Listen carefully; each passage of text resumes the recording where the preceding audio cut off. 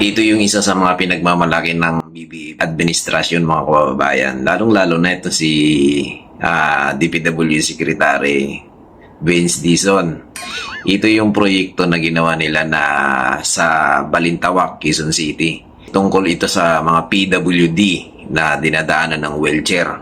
Ito, panoorin natin. Ang reporter na ito ay galing mismo sa GME. O baka sabihin nyo naman ay EI o PK ito. Hindi ito PK Panoorin natin para matauhan kayo, mga loyalista kayo, na niluluko lang talaga kayo ng inyong BBM na lutang. Ito, panoorin nyo.